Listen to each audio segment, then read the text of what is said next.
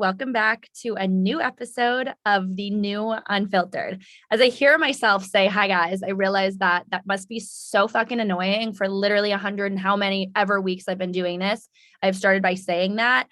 So I'm going to do some research and come up with a better way to start a podcast episode.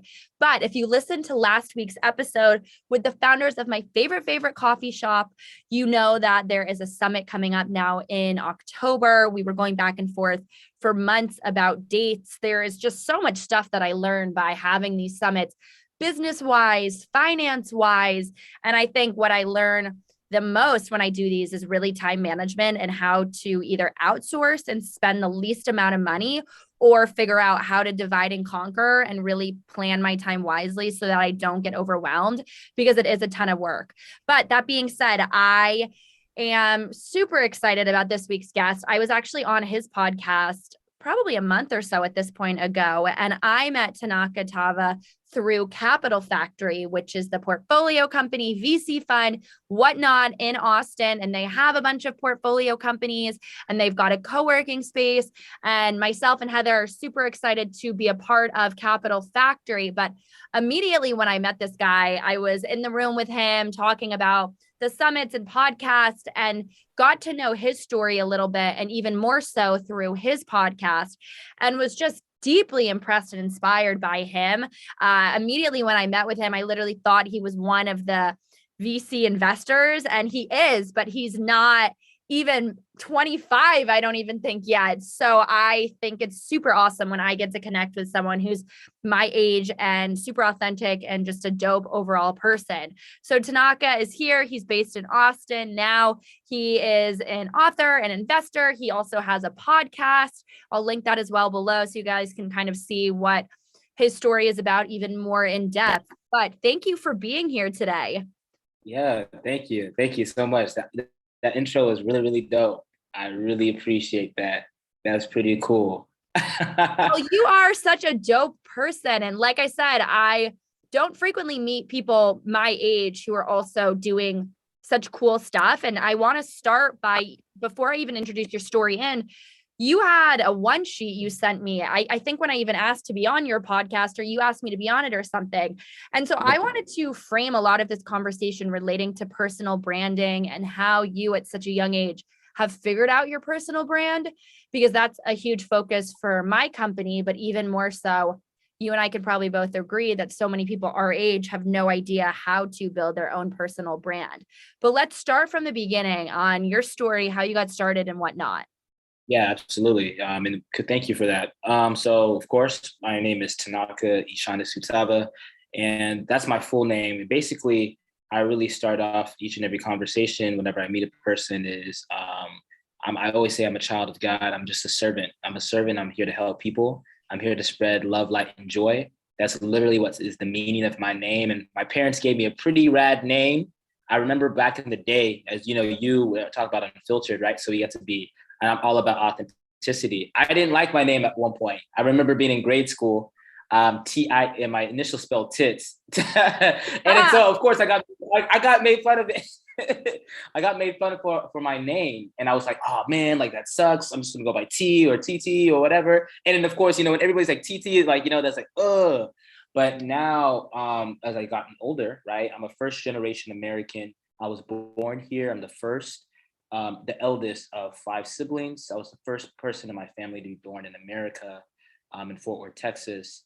And I know that from a very young age, I knew I was all about being a light and just showing love and doing that. And so as I got older, I ran track and field, I played basketball, played sports. But I remember growing up, it was always all about I always had a passion of just talking and connecting with people. Whether, of course, was it performing on stage in theater shows back from all the way from starting in elementary school to just, drawing, creating. I just view myself as a creative and somebody that just wants to create as a way to help people share their light in their platform. So that's how I really got started into anything like that. So I really view myself as an artist. First and foremost, and all this investing and all this cool other stuff is just an extension of who I am. So yeah. You are so young. How old exactly are you? 23. I turned 23 in January. you're 23 and you have become and built this insanely confident version of yourself.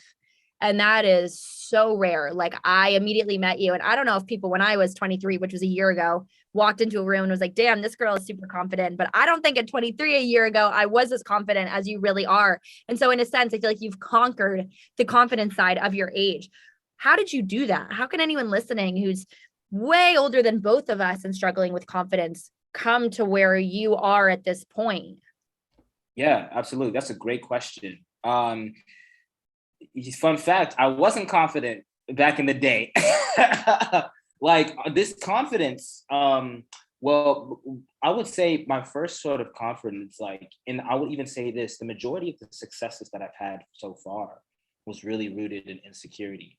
I think that's with anybody, right? And I used to be so insecure, especially when it came to, talking to women, talking to people.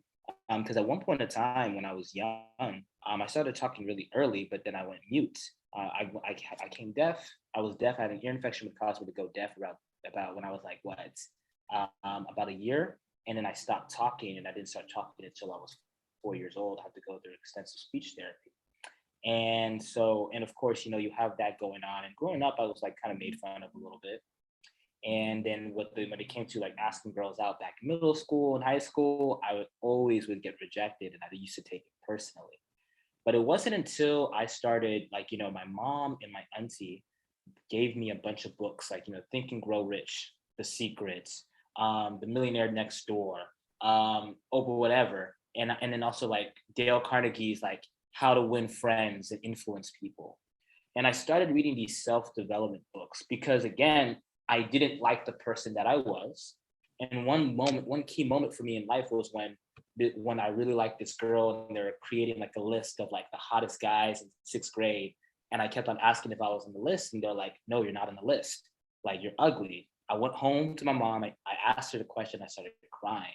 And I said, you know what? If I can't be attractive, if I'm ugly, I can't change my face, but I can change my style.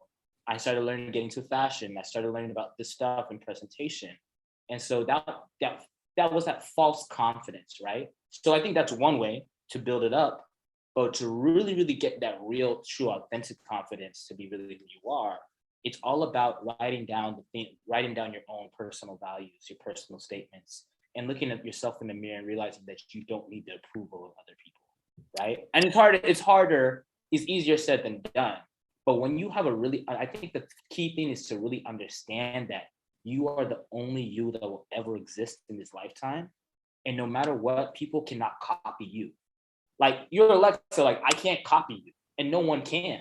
They can try to be like you, but there's that version of like, yo, your DNA, your voice, your story, your past, your present, what you do best is you being yourself. So it was in that moment when I tried being a chameleon and tried so many different things in order to fit in. And I realized I was never meant to fit in. I was meant to stand out, and we all are. And that's how I built that confidence of just now really being my authentic self. Some might call it weird, but I just call it being free and not being afraid to be who I am. And honestly, when you're able to do that, it helps other people's confidence come out as well. Oh, for sure. So would you say that you were bullied? Bullied? No, not really. Made fun of course, teased, jokes side. Yeah, but bullied, nah. But I definitely, actually, you know what? Yes. Yes, actually, yeah. I was. Well, what you said reminded me so much of the amount of times that's happened to me. I remember I think like middle school or high school, they would do these like lists. And I don't know if every school did this or what, but they would do these lists where it's like the hottest girls or like the hottest guys. And it was always weird. It was always like put in the bathroom. And your story reminded me of that. But I remember also going home to my mom and so many times crying. And she would always tell me, like, one day these girls are going to want to be you. And in those moments, it's like, damn, it is so hard to bounce back. What now looking back at those experiences would you say to yourself to be like, wow, I got through that? Yeah, I mean, my lower self, right, would just say, suck it up, bro. Like, it was whatever. But now, like, my higher self, my conscious self is just like, yo, like, one, console and forgive young Tanaka and be like, yo, bro, it's gonna be okay. Because also understanding that people are really talking from their own point of view and how their own point of hurt, right? And so you can't take it personally. But you don't learn that until your brain cognitively gets older and you start understanding emotions and feelings. But I tell him now, it's gonna be okay. Yummy, if Yummy was able to look at me right now, he wouldn't believe where he's at, what he's doing, like the stuff that I'm doing, and just the person that I am today. You know what I'm saying? So I'm very grateful, but I'm really glad that I wouldn't change a thing that happened to me though. It was all meant for my good. I always see those videos or those or people who are at that point really successful and are like looking. My young self would never have thought that I would be where I am today, and I bet that that's super relatable for both of us, because I bet you would agree with the same thing. Like as you just said, like looking back, I would never have imagined I'd be where I am today. But I think then there's also frustration in that, right? When you pursue entrepreneurship, and especially with social media, is a lot of times you want to do better or be further along and you get frustrated when you're not. Is that something that you struggle with at all? I used to at the early stages of like my entrepreneurial journey. But now, um, I honestly wish I can go back to those moments. I was having a conversation with one of my really close friends. We're both elevating, we're both like doing a lot of cool things, and I I always say, man, I wish I could go back to the basement when I first started my podcast, or go back to like the pandemic when I was door dashing to make ends meet. Because like in the moment it sucks and you're like, ugh, but you can't get that time back, and those moments and those things are like so much more rich. So I don't get frustrated. Rather, I'm just so excited. I'm really happy. I like to be in the process and forever doing that, because life is a process. So no more frustration anymore. But I did feel that, and I think everybody will go through that frustration at some point in time. It's inevitable. In the moments where you feel self-doubt or any of that, how do you recover from that? Because with entrepreneurship, there's never any confirmation you're going to be successful. There's never any person that is standing there like, this is going to work out for you. And I have struggled a lot throughout my career in and with anxiety, because of the fact that, especially when people are like, oh, did you go to college? No. Well, are you gonna? It's like, no, but I don't really want a plan B.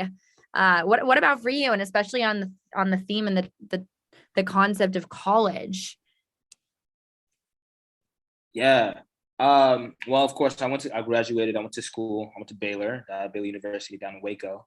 Go Baylor Bears. But I mean, yeah, when it came to self-doubt, you like, of course, anybody like doubts themselves sometimes, right? Because it tries to creep in. That's our mind just playing the game. That's our flight or flight instinct. But I think the key thing is you don't have any time for self-doubt. You just gotta go and do, right?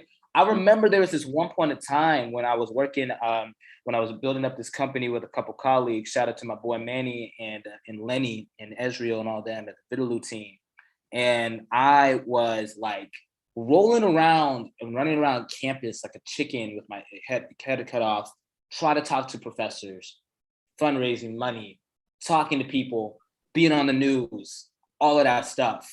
And I remember when I first like the idea and you started this whatever, and there's nothing. When you like with this entrepreneurship journey, it's like, yo, you're building nothing from something. And it's scary because one, you're trying to sell an idea and a vision that nobody doesn't even know it doesn't exist. Same thing with my podcast, same thing with anything. And in the early stages, it's like, okay, do you have any credibility? What makes you qualified to do this thing? People are pressing you. And it's not until you finally at least get some sort of crack door opening, then it's like, I told y'all. Because at the end of the day, that's the beauty of it, right? No, everybody's gonna doubt you from like the fact like, hey, can this person really do that thing? And then when you do it, they're like, oh wow. And I know people get pressed like, oh my gosh, like, hey, I would always believe in you and whatever. And of course, sometimes like, no, you didn't. But that's the beauty, because you don't want somebody to believe in you when you first start your thing. You only need one, right? But like, if everybody believed in you, there's no challenge and there's no fun in that. Does Mm. that make sense? Yeah, if everyone believed in you, there is no challenge in that. That is actually probably the best quote I think I've heard in quite a long time.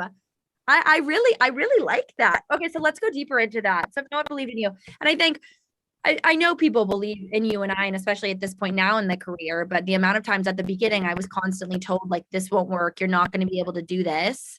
And that was another one of those moments looking back where I wished, and I'm glad that I didn't stop because of those people, but it certainly went through my head. The self doubt got worse when people say that. But why do you think that that is?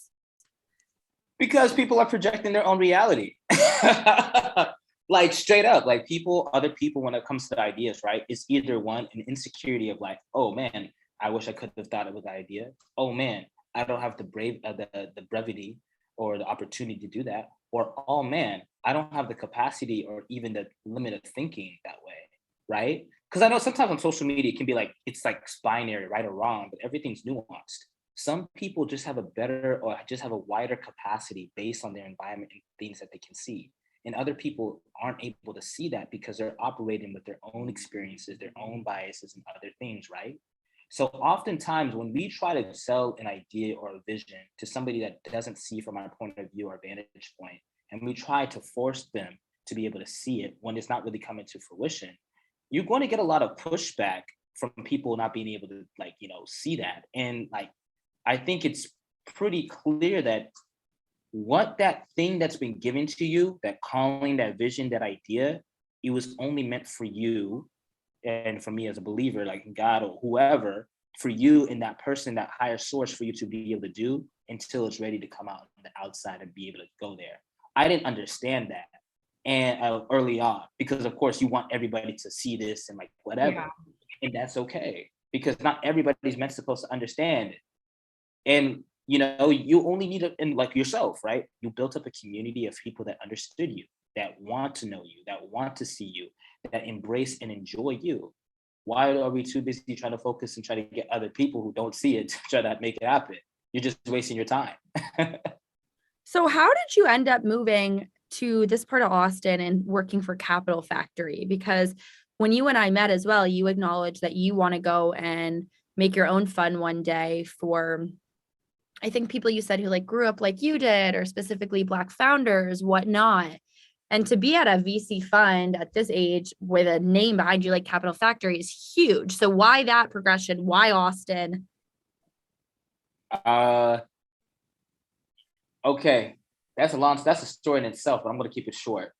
Yes, you're absolutely right. I do want to one day, that is one part of my dream, to build up a fund for underrepresented founders and the doers. So basically anybody, specifically women and people of color, specifically no sectors of consumer tech, media, health and wellness, blockchain, and then culture, right? Because culture moves things, right? So that's what I want to do. But now to be able to come at Capital Factory, I was able to, when I was doing a part of a startup and fundraising money, I got connected. Shout out to my homegirl Harshini, who got me connected with one of my coworkers now, Matt Hastings. I was pitching my startup. Things didn't go too well, and then after that I left, and then from there, I was just going around traveling, going to sabbatical, finding myself, and then I hit up one of the guys and I saw, oh, hey, a position's opening as an associate. And I said, okay, cool. Let me just see, let me go, like, whatever. I have this experience, I have this understanding. I've built products, I've been a founder. And I know that long term, I want to be an investor. Of course, always continue to build my own stuff, build an operator, speak publicly, do my thing. But I think the number one most important thing is, hey, yes, the most important investment is your time, energy, and health, but you need dollars, and people need dollars in order to make their dream happen, and resources. And once being a founder, you realize, oh, it's not going to happen on the luck of the draw. Like, it's not magic. You need money, and money's important. And so I said, okay, hey, I had the interview, went through the process, and then I was fortunate to be able to get this position to now be the face of Austin. That's what brought me down over here, to really just be able to speak to other founders, help them, operators, other investors, and just to be a connector, just to help people like with their resources and help elevate them any way I can to go further. And then they already are. because we all deserve that chance. I really believe so. What are you noticing in the VC space? Any particular companies that are standing out to you, things that you really like, don't like? Got to be careful with the way that I answer. What I'm noticing is a lot of Web3, Mhm. crypto. That's big. But also what I'm noticing is a lot of I'm loving the dynamic in the expansion and the growth of Austin. A lot of people are coming to Texas. And I was actually about to move. I was actually about to go to LA to go to grad school at USC, study film, design, technology. And then I realized, wait, you yourself are a transplant from LA to Austin. And when I saw that trend of people coming to Texas and a bunch of innovators and a bunch of, business people doing their thing, I'm like, yo, I gotta stay.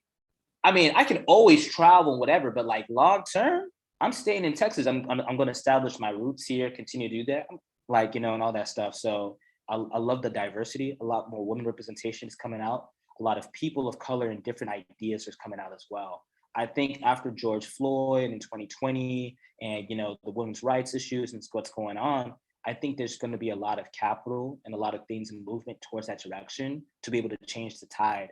And I think that's really good. It's happening now, and I really think it's because of our generation, Gen Z, and the generation Alpha with TikTok and social media really pushing these platforms to be able to get their voices out there and stand behind something more meaningful. Are you a crypto guy? Uh, I wouldn't consider myself a crypto degen or crypto bro. Do I have crypto investments? Yes, but I don't really believe in labels. I look at assets and I'm not emotional about it. Because some people are emotional, you know what I'm saying? They like, oh, I'm team Ethereum, team Bitcoin. Mhm. It's just like, okay, that's cool. Do I have those assets? Yes, of course. But I think it's really cool. I think the one thing that I wish that would change in the investment world is people not become too attached to whatever company or whatever thing Yeah. idea, because at any point in time it can go to zero. Yeah, you're right. And I mean, obviously now is such an interesting time with crypto, but in the space and that in the space, I think of the evolution of the internet and social media, Web3, crypto seems to be the future. So I know a lot of VC funds and whatnot invest in that kind of company. For anyone who's listening who wants to start a company and wants to get invested in, like maybe has a company, is bringing in X amount of money a month, what should they know about how to get investments and get in front of people like yourself? Definitely, for sure. The first step is understanding your corporate structure. Um, follow your paperwork. America, I always say this to my colleagues and my friends or anybody that's interested. America was built off of paperwork. If you don't have your paperwork right, if you don't have your trademarks, if you don't have your understanding that you have your documentation that this is pen on paper and ink, you're basically having a hobby. File your LLC, file that C corp. Make sure you have your paperwork right. Consult with a great team of advisors and have legal representation. Two, then I think, and this is honestly the most important piece, is have a good relationship with your customers. When you understand that you have a good relationship with your customers and understand your customer, their wants and their needs, and you focus on that, your customers are your first investors. And once you have the cash coming in, and once you're able to treat them well, and you create a community and an ecosystem that is rallying behind your product because you are at service to these people, you would then now are going to be more attractive for outside capital. And honestly, like most people don't need outside capital like that. Not to a point unless they're really trying to scale. Honestly, you just need to maybe go get a business loan, go file some grants, try every option. And then once you have that good basis, a solid team, paperwork, great customer community, and you want to expand and to become $1 billion company, then get that venture financing and find a way to be able to take what you already have is good, take it to the next level and go on. I think, yeah, I think that's really solid. I like that answer.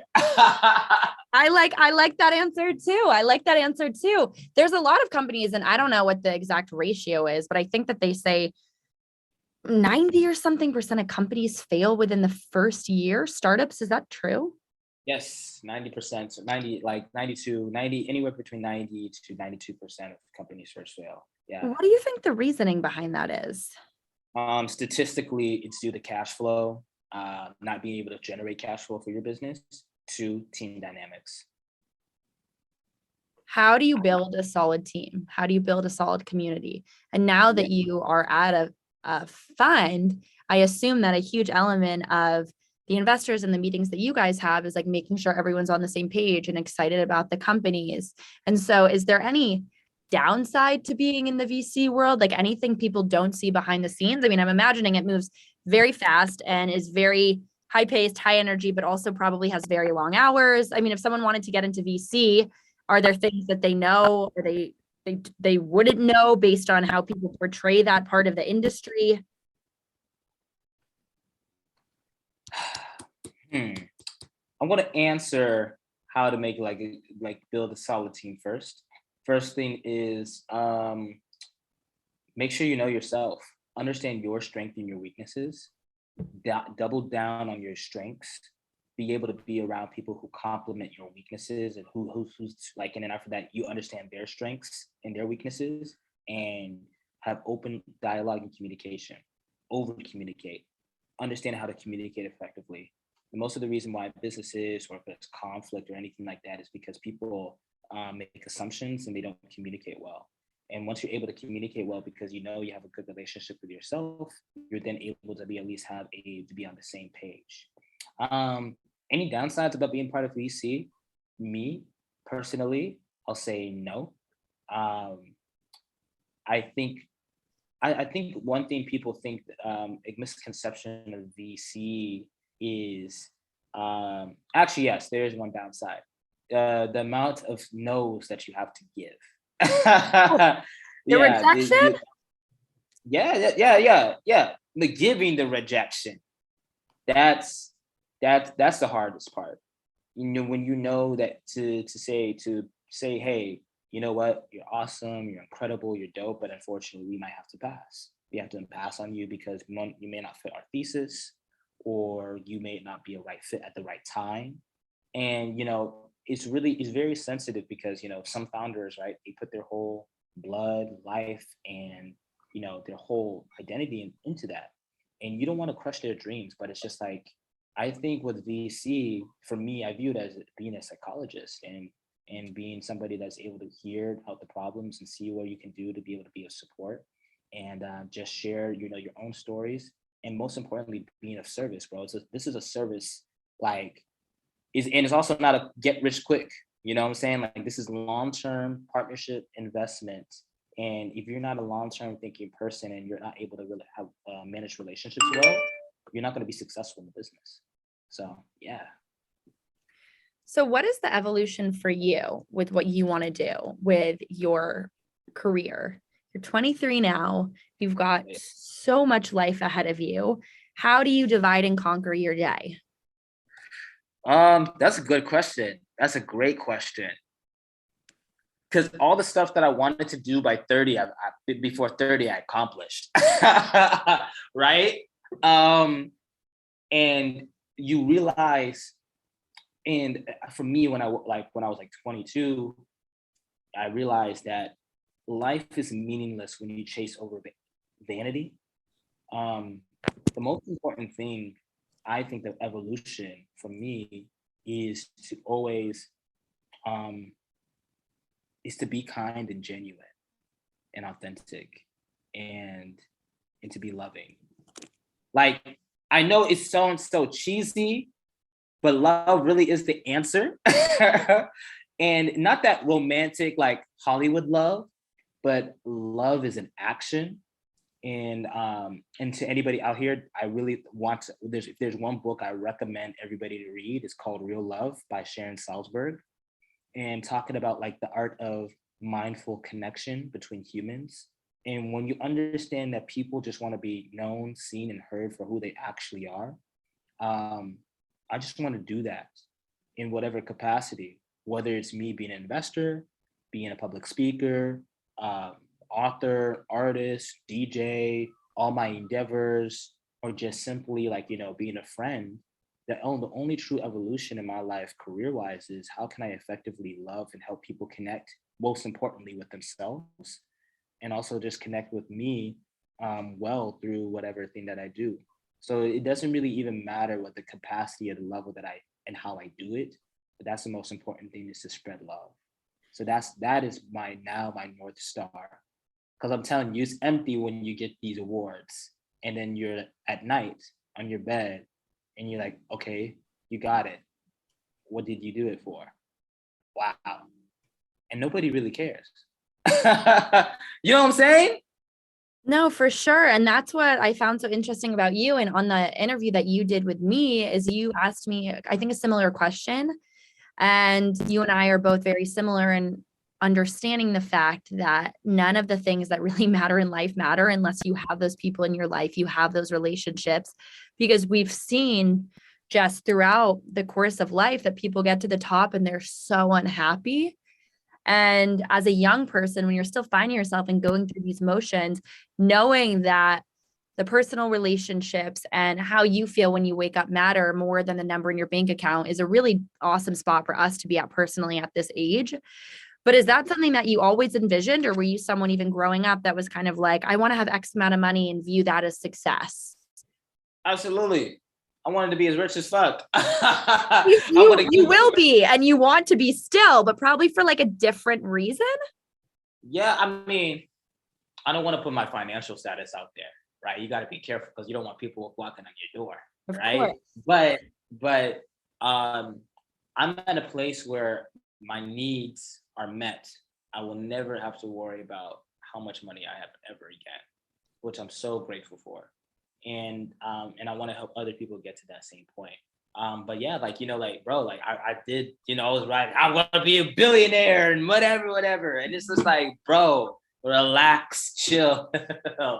um, because it's so cliche, but that stuff, it does matter, money does matter, but most importantly, it's like, how are you going to do it? And if you don't have the understanding of the how, if you don't have the understanding of the what it's going to be for and how you're going to use it for good, um, you're just playing a pointless game. So, and success is relative. For me, success is a peace of mind and an open heart, and just to be able to do what I love on a day-to-day basis. And that's talking to awesome people like you, awesome founders here, and just have fun and just being alive. That's success to me now. I was going to say my next question was going to be how exactly do you define success, but you answered it at a perfect time. Okay, so I want to end on something that we spoke about in your episode with me, and that was Yeah. about advice for young men. Now, with this upcoming summit in September, I want to gauge half and half men, half women, and so I want to start being able to speak and incorporate more men into my existing platform and the Be Fearless Summit. But you had some really great pieces of advice on dating and feeling confident as a young man. And I'd love to know what were some of those pieces that you'd have for any guys who are listening. Let's talk about personal first and then business. Yeah. I think this one goes both personal and business. Go to therapy, bro. Get in touch with your feelings, become emotionally available, and learn how to become emotionally available. I think most men don't know how to be intimate emotionally with people, one with themselves and with their families and with their friends. And I think that being able to have that, developing that emotional intelligence is going to be so key, because once you understand your emotions and understanding how to put your feelings into words, and those words then becoming actions, and you being a person of your action and your word, you're able to have more successful relationships. So whether it's with a significant other, your family, your friendships, being able to communicate clearly and be emotionally open will just lead to a much more fulfilling life. Because a lot of men are closed and they don't know how to do it. And typically because we've been told not to share our feelings. We've been told to hold it back in. We've been told to not cry.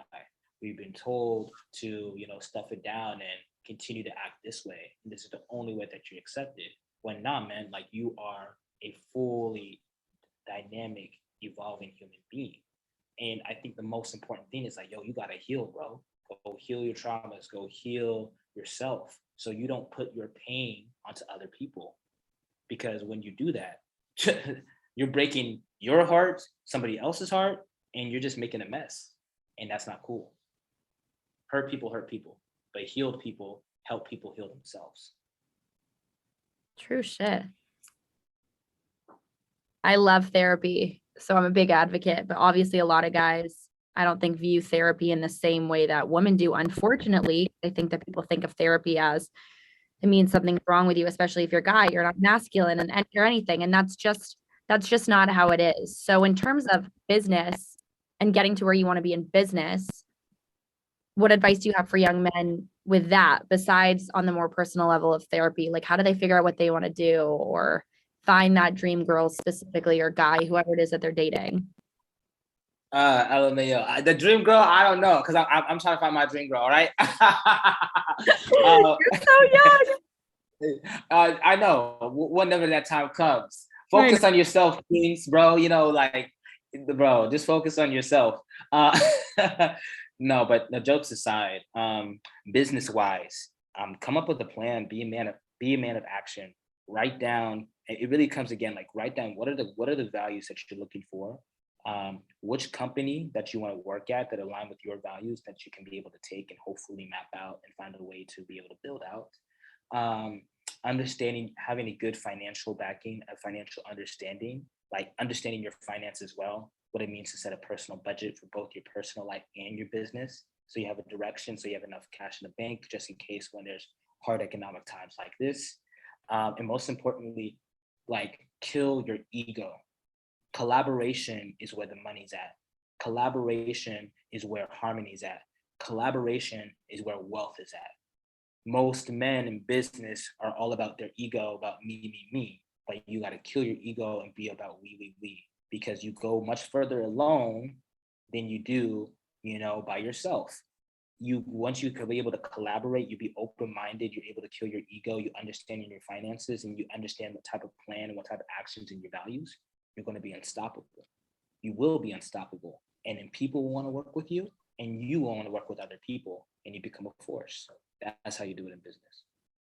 Kill your ego. That's a huge thing that I always say, especially to people in this industry, because I'm like, look, until you're literally Oprah, I know it's a little harsh, but like you're no one. So that means you still call people, you pick up the phone, you follow up on the email. You don't just stop working, even if you've seen that element of success, because that's when you fail. So I agree.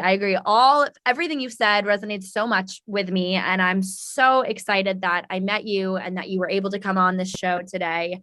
And I loved being on yours as well. To everyone listening who wants to hear more from Tanaka, I'm going to put that in the link as well. But tell everyone where they can follow you on social media and all of that stuff. I know that you're stopping the podcast for a bit that you're doing.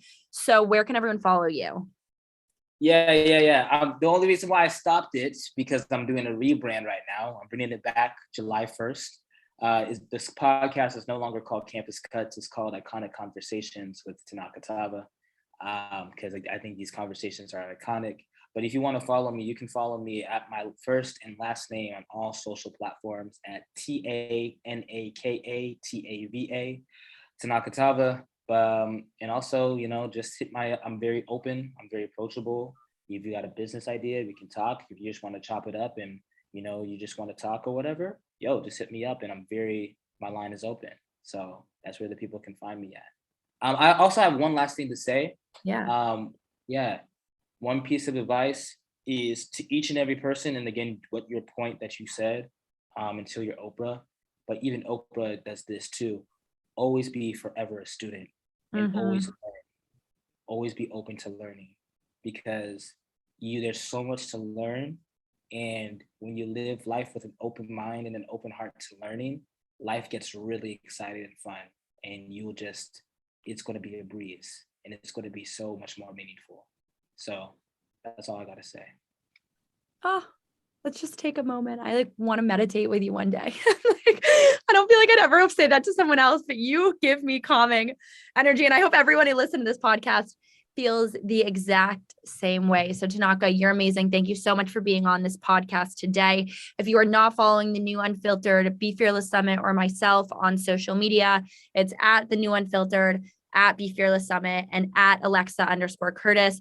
And if you want to submit to speak at the upcoming summit or get a membership for Grasshopper/Be Fearless Summit, you can do so right at any of the links on any of these social channels, as well as the website. And don't forget to write a review for the New Unfiltered on the podcast app or Spotify, and tell me who you guys want to hear next week on the New Unfiltered. Bye, guys.